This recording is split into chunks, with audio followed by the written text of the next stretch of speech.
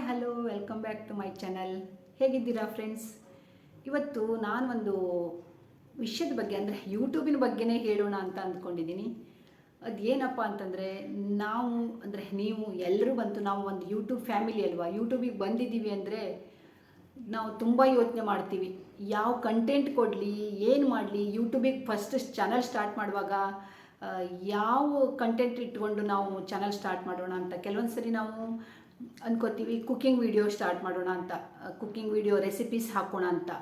ಇದ್ರ ಬಗ್ಗೆನೇ ನಾನು ಇವತ್ತು ಮಾತಾಡ್ತೀನಿ. ಅಂದರೆ ಯೂಟ್ಯೂಬಿಗೆ ನಾವು ಬಂದ ಮೇಲೆ ನಾವು ಹೆಂಗೆ ಅದನ್ನು ಮ್ಯಾನೇಜ್ ಮಾಡಬೇಕು, ಯಾವ ಥರ ಇರಬೇಕು ಅನ್ನೋದನ್ನು ನಾನು ಹೇಳ್ತಾ ಇದ್ದೀನಿ. ನನಗಾದ ಅನುಭವಗಳು ಅಥವಾ ನಿಮಗೂ ಎಲ್ರಿಗೂ ಈ ಥರ ತುಂಬ ಅನುಭವ ಆಗಿರುತ್ತೆ, ಅದನ್ನೇ ನಾನು ಹೇಳ್ತಾ ಇದ್ದೀನಿ.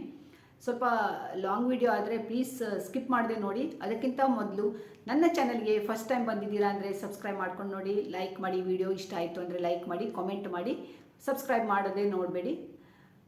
ಓಕೆನಾ ಫ್ರೆಂಡ್ಸ್? ನಾನು ಯೂಟ್ಯೂಬ್ ಸ್ಟಾರ್ಟ್ ಮಾಡಿ 2 ವರ್ಷ ಆಯಿತು. ಹಾಗೆ ಎಲ್ಲರೂ ಎಲ್ಲರೂ ಸ್ಟ್ರಗಲ್ ಮಾಡ್ತೀವಿ ಯೂಟ್ಯೂಬಲ್ಲಿ. ಒಬ್ಬರು 1 ವರ್ಷ ಆಗುತ್ತೆ, 2 ವರ್ಷ ಆಗುತ್ತೆ, ಎಷ್ಟೋ ವರ್ಷ 3 ವರ್ಷ ಆಗಿರುತ್ತೆ, 6 ತಿಂಗಳೂ ಆಗಿರುತ್ತೆ. ಒಬ್ಬೊಬ್ಬರು ಒಂದೊಂದು ಥರದಲ್ಲಿ ಸ್ಟ್ರಗಲ್ ಮಾಡ್ತಾನೆ ಇರ್ತಾರೆ. ಆದರೆ ನಾವು ತುಂಬ ವೀಡಿಯೋ ಹಾಕ್ತಾನೆ ಇರ್ತೀವಿ, ಒಂದು ವೀಡಿಯೋ ಹಾಕ್ತೀವಿ. ಆದರೆ ನಮ್ಮದು ಚಾನಲ್ ಮೊನಟೈಸ್ ಆಗಲ್ಲ. ಮೊನಟೈಸ್ ಆಗೋದು ಒಂದು ಟಾಸ್ಕ್, ದೊಡ್ಡ ಒಂದು ಕಷ್ಟದ ಕೆಲಸನೇ ಅಂತ ಹೇಳ್ಬೋದು. ಅಂದರೆ 99% ಯೂಟ್ಯೂಬಲ್ಲಿ ಬಂದವ್ರಿಗೆ 99% ಜನರಿಗೆ ಮೊನಟೈಸ್ ಮಾಡ್ಕೊಳ್ಳೋದು ತುಂಬಾ ಕಷ್ಟ. ಅಂದರೆ ಸಡನ್ನಾಗಿ ನಮ್ಮ ವಿಡಿಯೋ ವೈರಲ್ ಆದರೆ ಒಳ್ಳೆಯದು, ಆದರೆ ವೈರಲ್ ಆಗೋದು ತುಂಬ ಕಷ್ಟ ಇರುತ್ತೆ. ಎಲ್ಲೋ ಒಬ್ಬೊಬ್ರು ಲಕ್ ಇದ್ದವರಿಗೆ ಆಗತ್ತೆ, ಇಲ್ಲ ಅಂತಿಲ್ಲ. ವೈರಲ್ಲು ಅಂದರೆ ತುಂಬ ವೈರಲ್ ಆಗಿ ಭಾಳ ಬೇಗ ಮೊನಟೈಸ್ ಆಗೋದು ಏನು ರೇರ್ ಇರುತ್ತೆ, ತುಂಬ ಕಡಿಮೆ ಇರುತ್ತೆ. ಹಾಗಂತ ಎಲ್ಲರೂ ನಾವು ಈ ಥರ ಸ್ಟ್ರಗಲ್ಲೇ ಮಾಡ್ತಾ ಇರ್ತೀವಲ್ವ. ಸೊ ಈಗ ನಾವು ಒಂದು ಸ್ಟ್ರಗಲ್ ನೋಡಿ, ನಾವು ಒಂದು ಯೂಟ್ಯೂಬ್ ಸ್ಟಾರ್ಟ್ ಮಾಡಿದ್ವಿ. ಆಮೇಲೆ ಅದರಲ್ಲಿ ನಾವು ಒಂದು ರೆಸಿಪೀಸ್ ವಿಡಿಯೋ ತಂದ್ವಿ ಅಂತ ಇಟ್ಕೊಳ್ಳಿ. ರೆಸಿಪೀಸಿನ ಮಾಡೋಣ, ನಾನು ಯೂಟ್ಯೂಬಿಗೆ ಬಂದೆ, ನಾನು ಕುಕ್ಕಿಂಗ್ ವಿಡಿಯೋ ಮಾಡ್ತೀನಿ ಅಂತ ನಾನು ಅದನ್ನೇ ಯೋಚನೆ ಮಾಡ್ಕೊಂಡು ಬಂದಿದ್ದು. ನಾನು ಮೊದಲೆಲ್ಲ ಹೇಳ್ತಿದ್ದೆ, ಹಿಂದಿ ವಿಡಿಯೋ ಹಾಕ್ತಿದ್ದೆ, ಕುಕ್ಕಿಂಗ್ ವಿಡಿಯೋ ಹಾಕ್ತಿದ್ದೆ ಜಾಸ್ತಿ. ಇಲ್ಲಿ ಒಂದು ಕ್ವಶನ್ ಇರುತ್ತೆ ನಮಗೆ, ಕುಕ್ಕಿಂಗ್ ವಿಡಿಯೋ ಹಾಕ್ತೀವಿ ಅಲ್ವಾ, ಕುಕ್ಕಿಂಗ್ ಮಾಡುವಾಗ ನಮಗೆ ಎಷ್ಟೆಲ್ಲ ಅದ್ರ ಪ್ರಿಪ್ರೇಷನ್ ಮಾಡ್ಕೊಳ್ಬೇಕು ಒಂದು. ಆಮೇಲೆ ವಿಡಿಯೋ ಹಾಕುವಾಗ ಏನಾಗುತ್ತೆ, ನಾವು ಒಳ್ಳೊಳ್ಳೆ ಕುಕ್ಕಿಂಗ್ ಅಂದರೆ ಒಳ್ಳೊಳ್ಳೆ ರೆಸಿಪೀಸನ್ನ ಹಾಕಬೇಕಾಗುತ್ತೆ. ಡೈಲಿ ನಾವೇನು ಮನೇಲಿ ಅಡುಗೆ ಮಾಡ್ತೀವಿ, ನಾರ್ಮಲ್ ರೈಸ್, ಸಾಂಬಾರ್, ಚಟ್ನಿ, ಪಲ್ಯ ಅದು ಇದು ಹಾಕಕ್ಕೆ ಬರೋಲ್ಲ, ಅದು ನಾರ್ಮಲ್ ಆಗಿಬಿಡುತ್ತೆ. ಈಗ ಇಂಥ ಕಾಂಪಿಟೇಷನಲ್ಲಿ ಯೂಟ್ಯೂಬಿಗೆ ನಾವು ಒಂದು ವೀಡಿಯೋ ಹಾಕಬೇಕು ಅಂದರೆ ಸ್ವಲ್ಪ ಒಳ್ಳೊಳ್ಳೆ ವೀಡಿಯೋನ ಹಾಕಬೇಕಾಗತ್ತೆ. ಅದಕ್ಕಾಗಿ ನಾವು ಎಷ್ಟೆಲ್ಲ ಕಷ್ಟಪಡಬೇಕು. ನಾನು ಯಾಕೆ ಈ ಮಾತನ್ನು ಹೇಳ್ತಾ ಇದ್ದೀನಿ ಅಂತಂದರೆ, ನಾವು ವಿಡಿಯೋ ಹಾಕ್ತೀವಲ್ವ, ಅದು ರನ್ ಆದರೆ ಸರಿ, ಅಂದರೆ ವೈರಲ್ ಆದರೆ ಸರಿ. ಇಲ್ಲಾಂದರೆ ನಮ್ಗೆ ತುಂಬ ಬೇಜಾರಾಗುತ್ತೆ. ಅಯ್ಯೋ, ನನ್ನ ಇಷ್ಟೆಲ್ಲ ಕಷ್ಟಪಟ್ಟು ನಾನು ವಿಡಿಯೋ ಮಾಡಿದೆ, ಇಷ್ಟೆಲ್ಲ ಕಷ್ಟಪಟ್ಟು ಏನೇನೋ ಸಾಮಾನು ತಂದೆ, ಆದರೆ ವಿಡಿಯೋ ವೈರಲ್ ಆಗಿಲ್ವಲ್ಲ ಅಂತ ನಾವು ಬೇಜಾರು ಮಾಡ್ಕೊತೀವಿ. ಎಷ್ಟು ಖರ್ಚು ಮಾಡ್ತೀವಿ ಒಂದು ರೆಸಿಪಿ, ಏನಾದರೂ ಸ್ಪೆಷಲ್ ವಿಡಿಯೋ ಹಾಕಬೇಕು, ಏನೋ ಒಂದು ಸ್ವೀಟ್ ಮಾಡಬೇಕು ಅಂದರೆ ಎಷ್ಟು ಅದಕ್ಕಾಗಿ ನಾವು ಖರ್ಚು ಮಾಡ್ತೀವಿ ಅಲ್ವಾ. ಸಾಮಾನು ತರೋದು, ಇನ್ನೂ ಡ್ರೈ ಫ್ರೂಟ್ಸ್ ಎಲ್ಲ ಹಾಕುವಂಥದ್ದು ಇದ್ದರೆ ತುಂಬಾ ಖರ್ಚು ಮಾಡ್ತೀವಿ. ಆಮೇಲೆ ಇನ್ನೊಂದು, ಆ ರೆಸಿಪಿನ ಮಾಡುವಾಗ ನಾವು ಫಸ್ಟ್ ಅಂದರೆ ಏನೋ ನಮ್ಮ ಮನೆಯಲ್ಲಿ ಮೊದಲು ರೆಗ್ಯುಲರಾಗಿ ಅಮ್ಮಂದರು ಅಜ್ಜಿಂದರು ಮಾಡ್ತಾ ಇರೋದು ನಾವು ಮೊದಲೆಲ್ಲ ಮಾಡ್ತಿದ್ವಿ. ಆ ರೆಸಿಪಿನ ಮಾಡಿದರೆ ಓಕೆ, ನಮಗೆ ಮೊದಲೇ ಚೆನ್ನಾಗಿ ಬರುತ್ತೆ, ನಾವು ಅದನ್ನು ವೀಡಿಯೋ ಮಾಡಿಬಿಡ್ಬೋದು. ಏನೋ ಹೊಸ ರೆಸಿಪಿನ ಏನಾದರೂ ಒಂದು ಟ್ರೈ ಮಾಡ್ತೀವಿ ಅಂದರೆ ಫಸ್ಟ್ ನಾವು ಅದನ್ನು ಒಂದು ಸರಿ ಪ್ರಾಕ್ಟೀಸ್ ಮಾಡ್ಕೋಬೇಕಾಗುತ್ತೆ. ನಾನಂತೂ ಭಾಳ ಸರಿ ಇದೆಲ್ಲ ಮಾಡಿದ್ದೀನಿ. ಫಸ್ಟ್ ಆ ರೆಸಿಪಿನ, ಯಾವುದೋ ಒಂದು ಹೊಸ ರೆಸಿಪಿನ ಕಲಿಬೇಕು ಅಂದರೆ ಮೊದಲು ನಾವು ಟ್ರೈ ಮಾಡಬೇಕು. ಅದನ್ನು ಮನೆಯಲ್ಲಿ ನಾವು ಮೊದಲು ಮಾಡ್ಕೋಬೇಕಾಗುತ್ತೆ. ಅದಕ್ಕೊಂದಷ್ಟು ಸಾಮಾನು ತಂದು ಮಾಡ್ತೀವಿ, ಟೈಮ್ ವೇಸ್ಟು. ಆಮೇಲೆ ಅದನ್ನು ಚೆನ್ನಾಗಿ ಪ್ರಿಪೇರ್ ಆಯಿತು ಅಂದರೆ ನೆಕ್ಸ್ಟ್ ಮತ್ತು ವೀಡಿಯೋಕ್ಕೋಸ್ಕರ ಮತ್ತೆ ನಾವು ಮಾಡಬೇಕಾಗತ್ತೆ. ಡಬಲ್ ಸರಿ ಮಾಡಬೇಕು, ಡಬಲ್ ಖರ್ಚು ಬೇರೆ ಅಲ್ವಾ. ನಾವಂದರೆ ನಾವೊಂದು ವಿಡಿಯೋ ಚೆನ್ನಾಗಾಗಬೇಕು ಅಂದರೆ ನಾವು ಸ್ವಲ್ಪ ಕಷ್ಟಪಡಲೇಬೇಕು. ಸಾಮಾನು ತಂದು ಆಮೇಲೆ ಸ್ವಲ್ಪ ಖರ್ಚು ಮಾಡಿ ಈ ಥರ ಎಲ್ಲ ಮಾಡಬೇಕಾಗುತ್ತೆ. ಹಾಗೆ ಆಮೇಲೆ ನಾವೇನು ಮಾಡ್ತೀವಿ, ಅದನ್ನೆಲ್ಲ ತಂದು ಮಾಡಿದ್ವಿ ಅಂತ ಇಟ್ಕೊಳ್ಳಿ, ತುಂಬ ಚೆನ್ನಾಗೂ ಬಂತು, ಅದು ಮನೆ ಮಂದಿಯೆಲ್ಲ ಇಷ್ಟಪಟ್ಟು ತಿಂತಾರೆ. ಆಯಿತಾ, ಎಲ್ಲ ಸರ್ನೂ ಹಿಂಗೆ ಆಗುತ್ತೆ ಅನ್ನೋಕ್ಕೆ ಬರೋಲ್ಲ. ಅಂದರೆ ನಾವು ಏನೋ ಒಂದೊಂದು ರೆಸಿಪಿ ನಮಗೆ ಇಷ್ಟ ಆಯಿತು, ಚೆನ್ನಾಗಿದೆ ಅಂತ ಮಾಡಿದರೆ ಮನೆಯವ್ರಿಗೆ ರೆಸಿಪಿ ಯಾವುದೇ ಒಂದು ಸ್ವೀಟ್ ಆಗಿರ್ಬೋದು, ಯಾವುದೊಂದು ಪಲ್ಯ ಅಥವಾ ಚಪಾತಿ, ರೋಟಿ, ಪೂರಿ ಅಥವಾ ಯಾವುದೊಂದು ಭಾಜಿ ಯಾವುದೇ ಆದರೂ ಆಗಿರ್ಬೋದು, ಅದು ಬೇರೆ ಸ್ಟೈಲಲ್ಲಿ ನಾವು ಮಾಡಿದಾಗ, ಮನೆಯಲ್ಲಿ ಅಡುಗೆನ ಬಿಟ್ಟು ನಾವು ಬೇರೆ ಸ್ಟೈಲಲ್ಲಿ ಅಡುಗೆ ಮಾಡಿದಾಗ ಎಲ್ಲರೂ ಡೈಲಿ ಅದು ಇಷ್ಟ ಆಗೋಲ್ಲ. ಅಂದರೆ ಯಾವಾಗಲೂ ಒಂದೊಂದು ಸರಿ ಓಕೆ, ಆ ಥರ ಮಸಾಲೆದಾರದ್ದು ಅಂದರೆ ಮಸಾಲೆ ಹಾಕಿ ಸಿಕ್ಕಾಪಟ್ಟೆ ಗರಂ ಮಸಾಲೆ ಅವೆಲ್ಲ ಹಾಕಿದ್ದು ಆ ಥರ ಪಲ್ಯಗಳು, ಭಾಜಿಗಳು ಅಥವಾ ಯಾವುದೇ ಒಂದು ಐಟಮ್ ಆದರೂ ನಾವು ಅಪರೂಪಕ್ಕೆ ತಿನ್ಬೋದಲ್ವಾ. ಸೊ ನಾವು ಈ ಥರ ಮಾಡಿದಾಗ ಏನಾಗುತ್ತೆ, ಕೆಲವೊಂದು ಸರಿ ಮನೇಲಿ ಇಷ್ಟಪಟ್ಟರು ಪಡ್ತಾರೆ, ಇಲ್ಲಾಂದರೆ ಕೆಲವೊಂದು ಸರಿ ಇಷ್ಟ ಆಗಲ್ಲ. ಏನು ಇಷ್ಟೆಲ್ಲ ಆಯ್ಲಿ ನಾವು ಡೈಲಿ ನಾರ್ಮಲ್ ಸ್ವಲ್ಪನೇ ಎಣ್ಣೆ ಹಾಕಿ ಆಯಿಲ್ ಹಾಕಿ ಮಾಡಿರ್ತೀವಿ, ಚೆನ್ನಾಗಿ ತೋರಿಸೋದಕ್ಕೋಸ್ಕರ ಸ್ವಲ್ಪ ಆಯಿಲಿ ಜಾಸ್ತಿ ಹಾಕಬೇಕಾಗುತ್ತೆ, ತುಪ್ಪದಲ್ಲಿ ಮಾಡಬೇಕಾಗುತ್ತೆ. ಕೆಲವೊಂದು ಸರಿ ಏನಪ್ಪ ಅಂತಂದರೆ ಮಸಾಲೆನಲ್ಲಿ ಹಾಕಬೇಕಾಗುತ್ತೆ. ಅದು ಮನೇಲಿ ಕೆಲವೊಂದು ಸರಿ ಅದು ಇಷ್ಟ ಆಗಲ್ಲ. ಅಯ್ಯೋ ಈ ಥರದ ಅಡುಗೆ ನಮಗೆ ಬೇಡ ಅಂತ ಹೇಳ್ತಾರೆ. ಇಷ್ಟ ಚೆನ್ನಾಗಾದರೆ ತಿಂತಾರೆ, ಇಲ್ಲಾಂದರೆ ಅದನ್ನೇ ರಿಪೀಟ್ ಅಂತೂ ಮಾಡೋಕ್ಕೆ ಬರಲ್ಲ ಅಲ್ವಾ. ನಾವು ಒಂದು ಸರಿ ಮಾಡಿದ್ವಿ ವೀಡಿಯೋಕ್ಕೋಸ್ಕರ. ಆಮೇಲೆ ಸ್ವೀಟು ಅಷ್ಟೇ, ತಿಂಗಳಲ್ಲಿ 1 ಅಥವಾ 2 ಸ್ವೀಟ್ ಮಾಡ್ಬೋದು. ಅದಕ್ಕಿಂತ ಜಾಸ್ತಿ ಮಾಡಿದರೆ ನಮ್ಮ ಹೆಲ್ತಿಗೂ ಒಳ್ಳೆಯದಲ್ಲ. ಈಗಿನ ಕಾಲದಲ್ಲಿ ಹೆಲ್ತ್ ಕಾನ್ಷಿಯಸ್, ಅದು ಶುಗರ್ ಎಲ್ಲ ನಾವು ಯೋಚನೆ ಮಾಡಿಕೊಂಡು ಜಾಸ್ತಿ ಸ್ವೀಟನ್ನು ಮಾಡಲಿಕ್ಕೂ ಭಯ ಆಗುತ್ತೆ. ನಾವು ಏನೋ ತಿಂಗಳಲ್ಲಿ 1 ಸರಿ ಅಥವಾ 2 ಸರಿ ಸ್ವೀಟ್ ಮಾಡಿದರೆ ಓಕೆ. ಆದರೆ ನಾವು ರೆಸಿಪಿನ ಹಾಕಬೇಕು ಅಂದಾಗ ಸ್ವೀಟು ವಾರದಲ್ಲಿ 1 ಅಥವಾ 2 ಮಾಡಲೇಬೇಕಾಗುತ್ತೆ.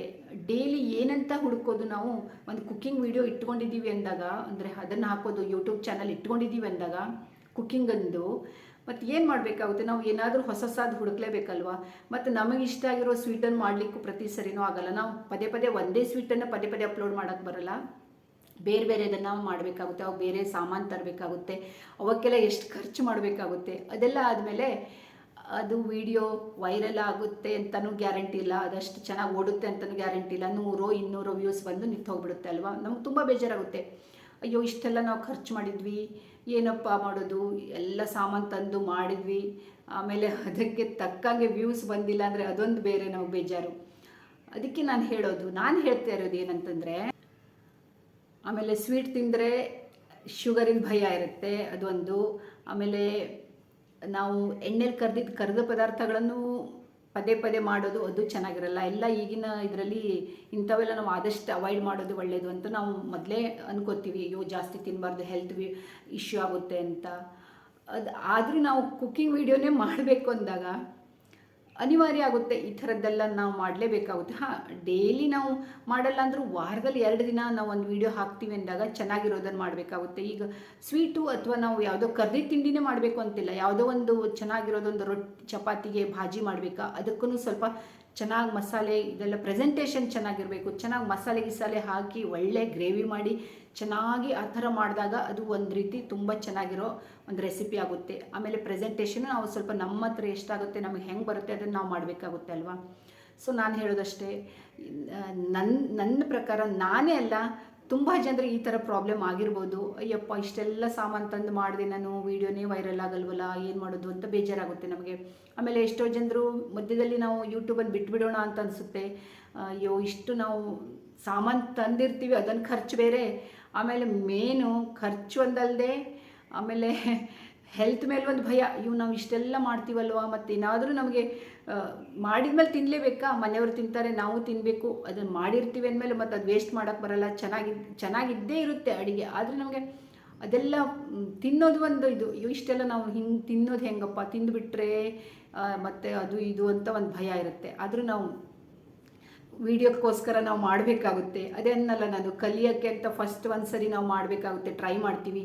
ಸೆಕೆಂಡ್ ಮತ್ತು ವೀಡಿಯೋಕ್ಕೆ ಅಂತ ಮಾಡ್ತೀವಿ. ಈ ಥರ 2 ಸರಿ ಮಾಡೋದು ಆಗುತ್ತೆ ಕೆಲವೊಂದು ಅಡುಗೆನ. ಎಲ್ಲದೂ ಅಂತಲ್ಲ, ನಮಗೇನೋ ಗೊತ್ತಿಲ್ಲ ಹೊಸ ಅಡುಗೆನ, ಅಥವಾ ಈಗ ಸೌತ್ ಅವರು ಅಂದರೆ ನಾರ್ತ್ ಇಂಡಿಯನ್ ಡಿಶ್ ಮಾಡಬೇಕು, ಅಥವಾ ನಾರ್ತ್ ಅವ್ರನ್ನ ಸೌತ್ ಇಂಡಿಯನ್ ಡಿಶ್ ಮಾಡಬೇಕು ಅಂದರೆ ಎಲ್ರಿಗೂ ಎಲ್ಲದೂ ಗೊತ್ತಿರಲ್ಲ. ಸ್ವಲ್ಪ ನಾವು ಕಲಿತೀವಿ ಫಸ್ಟ್. ನಾನಂತೂ ಹಾಗೆ ಟ್ರೈ ಮಾಡ್ತೀನಿ. ಫಸ್ಟ್ ಚೆನ್ನಾಗಿ ಬಂದರೆ ನೆಕ್ಸ್ಟ್ ವೀಡಿಯೋಕ್ಕೆ ಅಂತ ಮಾಡ್ತೀನಿ. ಆದಷ್ಟು ನಮ್ಮ ಮನೆಯಲ್ಲಿ ಹೇಗೆ ಮೊದಲೆಲ್ಲ ನಾವು ಸಣ್ಣಿರುವಾಗೆಲ್ಲ ನೋಡಿದ ರೆಸಿಪಿನೇ ಅದನ್ನೇ ಎಲ್ಲದೂ ಪ್ರತಿ ಸರಿನೂ ಅಪ್ಲೋಡ್ ಮಾಡೋಕ್ಕಾಗಲ್ಲ, ಬೇರೆ ಥರದ್ದು ಮಾಡಬೇಕಾಗುತ್ತೆ. ಅದಕ್ಕೆ ಸ್ವಲ್ಪ ಕಷ್ಟ ಆಗುತ್ತೆ. ಅದಕ್ಕೆ ನಾನು ಹೇಳೋದು ಏನಂತಂದರೆ, ಯೂಟ್ಯೂಬ್ ಬಂದಿರ್ತೀರ ನೀವು ಅಂತಂದರೆ ಯೂಟ್ಯೂಬಿಗೆ ನೀವು ತುಂಬ ಅಂದರೆ ನಮ್ಮದು ಓಕೆ, ನಮಗೇನು ಸುಮ್ಮನೆ ನಾವು ಇದ್ದೀವಿ ಮನೇಲಿ ಖಾಲಿ ಇದ್ದೀವಿ ಅಂದರೆ ಆರಾಮ್ ಏನಾದರೂ ವೀಡಿಯೋ ಹಾಕೋಣ ಅಂತ ಆ ಥರ ಇಟ್ಕೊಂಡು ಬರಬೇಕಾಗುತ್ತೆ. ಅದು ಬಿಟ್ಟು ನಾವು ಇದೇ ಪ್ರೊಫೆಷನ್ ಅಂತ ಬಂದು ಮಾಡಿಕೊಂಡ್ರೆ ಅದು ಕ್ಲಿಕ್ ಆದರೆ ಒಳ್ಳೆಯದು, ಇಲ್ಲಾಂದರೆ ತುಂಬ ಬೇಜಾರಾಗುತ್ತೆ. ಮೊನಿಟೈಸ್ ಏನೋ ಮಾಡ್ಕೋತೀವಿ, 4000 ವಾಚ್ ಅವರ್ಸ್, 4000 ವಾಚ್ ಅವರ್ಸ್ ಮಾಡಿಕೊಂಡು 1000 ಸಬ್ಸ್ಕ್ರೈಬರ್ ಅಂತೂ 1000 ಆಗಿಬಿಡ್ತಾರೆ. 4000 ವಾಚ್ ಅವರ್ಸ್ ಮಾಡ್ಕೊಳ್ಳೋದು ತುಂಬ ಡಿಫಿಕಲ್ಟ್ ಕೆಲಸನೇ ಆಗುತ್ತೆ. ಏನೋ ವಿಡಿಯೋ 100-200 ವ್ಯೂಸ್ ಎಲ್ಲ ಬಂದರೆ ತುಂಬಾ ಕಷ್ಟ ಆ ಥರ ನಮ್ಮದು ಮೊನಿಟೈಸ್ ಮಾಡ್ಕೊಳ್ಳೋದು. ಆಮೇಲೆ ಮೊನಿಟೈಸನ್ನು ಹೆಂಗೆ ಮಾಡಿ ಲೈವ್ ಮಾಡಿ ವೀಡಿಯೋ ಹಾಕಿ ಡೈಲಿ ವೀಡಿಯೋ ಹಾಕ್ತೀವಿ. ಎವ್ರಿ ಡೇ ನಾವು ವೀಡಿಯೋ ಹಾಕ್ಕೊಂಡು ಮತ್ತು ಲೈವನ್ನು ಮಾಡಿಕೊಂಡು ದಿನಕ್ಕೆ 2 ಸರಿ 3 ಸರಿ ಲೈವನ್ನು ಮಾಡಿದ್ವಿ, ಮೋನೋ ಮಾಡ್ಕೊಂಡ್ವಿ ಅಂತ ಇಟ್ಕೊಳ್ಳಿ. ಆಮೇಲಿಂದ ಒಂದು ದೊಡ್ಡ ಟಾಸ್ಕ್ ಇದೆಯಲ್ಲ, ಅದು ಇನ್ನೂ ದೊಡ್ಡದು, ಇನ್ನೂ ತುಂಬ ಕಷ್ಟ. ಅದೇನು ಡಾಲರ್ ಕಂಪ್ಲೀಟ್ ಮಾಡ್ಕೊಳ್ಳೋದು. ಡಾಲರ್ ಕಂಪ್ಲೀಟ್ ಮಾಡ್ಕೊಳ್ಳಿಕ್ಕೆ $100 ಮಾಡೋದು ತುಂಬಾ ಕಷ್ಟ ಫ್ರೆಂಡ್ಸ್. ಅದು ಹೀಗೆ ವಿಡಿಯೋ ಡೈಲಿ ಹಾಕಬೇಕಾಗುತ್ತೆ. ನಾನು ಹೇಳೋದು, ಈಗ ನಾವು ರೆಸಿಪೀಸನ್ನೇ ಮಾಡ್ತೀವಿ ಅಂದರೆ ಅದು ಕಷ್ಟ ಆಗುತ್ತೆ. ಆಮೇಲೆ ನಾವು ಏನಾದರೂ ಡೈಲಿ ವ್ಲಾಗ್ ಮಾಡೋರದ್ದು ಅದು ಒಂದು ಬೆಳಗಿಂದ ಸಂಜೆ ತನಕ ವ್ಲಾಗಿಂಗ್ ಮಾಡೋದು, ಅದು ಇನ್ನೂ ನನ್ನಂಥವ್ರಿಗಂತೂ ಆಗಲ್ಲ, ನಾನಂತೂ ಮಾಡೋಕ್ಕಾಗಲ್ಲ, ತುಂಬ ಕಷ್ಟ. 2-3 ದಿನಕ್ಕೆ ಒಂದು ವಿಡಿಯೋ ಹಾಕೋದೇ ತುಂಬ ಕಷ್ಟ. ಇನ್ನು ಡೈಲಿ ವ್ಲಾಗಿಂಗ್ ಅಂತೂ ನನ್ನ ಹತ್ರಂತೂ ಆಗಲ್ಲ. ಆದರೂ ನಾನು ತುಂಬ ಟ್ರೈ ಮಾಡಿದೆ ರೆಸಿಪೀಸಿನ ಹಾಕಲಿಕ್ಕೆ, ಅಂದರೆ ಅಡುಗೆದು ಏನೇನು ಬರುತ್ತೆ ನನಗೆ ಅದನ್ನೆಲ್ಲ ನಾನು ಮಧ್ಯೆ ಹಾಕ್ತಾ ಇರ್ತೀನಿ ಈಗಲೂ. ಮತ್ತು ಮೊದಲು ಭಾಳ ಹಾಕ್ತಿದ್ದೆ, ಈಗ ಅಷ್ಟೊಂದು ಹಾಕಲ್ಲ. ಈ ಥರನೇ ಏನಾದರೂ ವೀಡಿಯೋ ಕಂಟೆಂಟ್ ಕೊಡ್ಲಿಕ್ಕೆ ನೋಡ್ತೀನಿ. ಎಲ್ಲದಕ್ಕಿಂತ ಮೇನ್ ಕಂಟೆಂಟ್ ಏನು ಕೊಡೋದು ಅದೊಂದು ಯೋಚನೆ ಇರುತ್ತೆ ಅಲ್ವಾ. ಅದಕ್ಕೆ ನಾನು ಹೇಳ್ತೀನಿ, ನಾವು ಯಾರೇ ಆದರೂ ಯೂಟ್ಯೂಬರ್ಸು, ಅಯ್ಯೋ ಏನಪ್ಪ ವೀಡಿಯೋ ಓಡ್ತಾ ಇಲ್ಲ ಅಥವಾ ಅಯ್ಯಪ್ಪ ಏನು ಮಾಡೋದು, ಈ ಥರ ಬೇಜಾರು ಮಾಡ್ಕೊಳ್ಳೋದೆ. ಆರಾಮಾಗಿ ಕೂಲಾಗಿರಬೇಕು. ತುಂಬ ಅದ್ರ ಬಗ್ಗೆನೇ ಯೋಚನೆ ಮಾಡಿ ಹಗಲು ರಾತ್ರಿ ನಾವು ನಿದ್ದೆಗೆಟ್ಟು ಯೂಟ್ಯೂಬಿಗೆ ಅಂತಲೇ ನಮ್ಮ ಅರ್ಧ ಟೈಮ್ ಆಲ್ಮೋಸ್ಟ್ ಟೈಮನ್ನು ಕೊಡೋದು, ಇದು ಭಾಳ ನಮಗೆ ಇದಾಗುತ್ತೆ. ಅಂದರೆ ನಮ್ಮ ಹೆಲ್ತ್ ಮೇಲೂ ಇಫೆಕ್ಟ್ ಆಗುತ್ತೆ. ಆಮೇಲೆ ಇದೆಲ್ಲ ಮಾಡಿಕೊಂಡು ಮೋನೋ ಆಗಿ ಡಾಲರ್ ಮಾಡ್ಕೊಳ್ಳೋದು ಅಂದರೆ ಭಾಳ ಕಷ್ಟ. ಲಕ್ ಚೆನ್ನಾಗಿತ್ತು ಅಂದರೆ ಎಲ್ಲರದ್ದು ಹಾಗಾಗುತ್ತೆ ಅಂತಲ್ಲ, ಲಕ್ ಚೆನ್ನಾಗಿತ್ತು, ನೀವು 6 ತಿಂಗಳಲ್ಲೂ ನೀವು ಬೇಗ ಡಾಲರ್ ಕಂಪ್ಲೀಟ್ ಮಾಡ್ಕೊಳ್ಬೋದು. ಎಲ್ಲರದ್ದು ಹಾಗಾಗಲ್ಲ, ಒಬ್ಬರದ್ದು ಸ್ವಲ್ಪ ಜಾಸ್ತಿ ಟೈಮ್ ಹಿಡಿಯುತ್ತೆ, ಒಬ್ಬರದ್ದು ಬೇಗ ಆಗುತ್ತೆ, ಇಲ್ಲ ಅಂತಿಲ್ಲ. ಆದರೆ ಕಷ್ಟಪಡೋದಂತೂ ಎಲ್ರಿಗೂ ಇರುತ್ತೆ, ನಾವು ಸ್ಟ್ರಗಲ್ ಅಂತೂ ಮಾಡಲೇಬೇಕು. ಅದಕ್ಕೆ ಪೇಷನ್ಸ್ ಅಂತೂ ನಾವು ಇಟ್ಕೊಳ್ಳೇಬೇಕು. ಇದರಲ್ಲಿ ನಾವು ಏನಾದರೂ ಮಾಡಲೇಬೇಕು, ಸಾಧನೆ ಮಾಡಲೇಬೇಕು, ಮುಂದುವರಿಲೇಬೇಕು ಅಂತಂದರೆ ಖಂಡಿತ ನಾವು ಇದರಲ್ಲಿ ಜಾಸ್ತಿ ಎಫರ್ಟ್ ಹಾಕಬೇಕಾಗುತ್ತೆ. ಆದರೆ ನಾವು ಬರೀ ರೆಸಿಪಿನೇ ಹಾಕ್ತೀವಿ, ಕುಕ್ಕಿಂಗ್ ವೀಡಿಯೋನೇ ಮಾಡ್ತೀವಿ ಅಂದರೆ ಭಾಳ ಕಷ್ಟ. ಅದು ರನ್ ಆಯಿತು ಅಂದರೆ ಓಕೆ ಚೆನ್ನಾಗಿರುತ್ತೆ. ಆದರೆ ಅದು 100ರಲ್ಲಿ ಒಂದು 10 ಮಂದಿದು ಕ್ಲಿಕ್ ಆಗುತ್ತೆ, ಇಂಥದ್ದು ಎಲ್ಲರದ್ದು ಆಗಲ್ಲ. ಅದಕ್ಕೂ ನಮ್ಮ ಲಕ್ ಅನ್ನೋದು ಬೇಕೇ ಬೇಕು. ಇನ್ನೂ ತುಂಬ ಹೇಳೋದಿದೆ, ಏನೇನು ಹೇಳಬೇಕು ಅಂತ ಗೊತ್ತಾಗಲ್ಲ, ಭಾಳಷ್ಟಿದೆ ಹೇಳಲಿಕ್ಕೆ. ಆದರೆ ತುಂಬ ಲಾಂಗ್ ವಿಡಿಯೋ ಆಗಿಬಿಡುತ್ತೆ. ನೆಕ್ಸ್ಟ್ ಇದನ್ನೇ ಟಾಪಿಕನ್ನು ಮುಂದುವರಿಸ್ತೀನಿ. ಈಗ ಸದ್ಯಕ್ಕೆ ನಾನು ಇಲ್ಲಿಗೆ ಎಂಡ್ ಮಾಡ್ತೀನಿ. ನಿಮ್ಗೆ ಈ ವಿಡಿಯೋ ಇಷ್ಟ ಆಯಿತು ಅಂದರೆ ಕಾಮೆಂಟ್ ಮಾಡಿ, ಲೈಕ್ ಮಾಡಿ, ಶೇರ್ ಮಾಡಿ, ಮತ್ತು ಸಬ್ಸ್ಕ್ರೈಬ್ ಮಾಡ್ಕೊಂಡು ನೋಡೋದನ್ನು ಮರಿಬೇಡಿ. ಸಬ್ಸ್ಕ್ರೈಬ್ ಮಾಡಿ ಪ್ಲೀಸ್, ಸಬ್ಸ್ಕ್ರೈಬ್ ಫ್ರೀ ಇರುತ್ತೆ. Thank you friends. ಇಲ್ಲಿಗೆ ವಿಡಿಯೋನ ಎಂಡ್ ಮಾಡ್ತಾ ಇದ್ದೀನಿ. ಬಾಯ್. ಮತ್ತೆ ಇನ್ನೊಂದು ವಿಡಿಯೋ ಇದೇ ಥರ ವಿಡಿಯೋನ ಮತ್ತೊಂದು ವಿಡಿಯೋ ಅಪ್ಲೋಡ್ ಮಾಡ್ತೀನಿ. ಅಂದರೆ ಇದರದ್ದೇ ಮುಂದಿನ ಪಾರ್ಟ್ ಅಂತಲೇ ಹೇಳ್ಬೋದು. ಅದನ್ನು ನೋಡಿ ಆಯಿತಾ. Okay, thank you.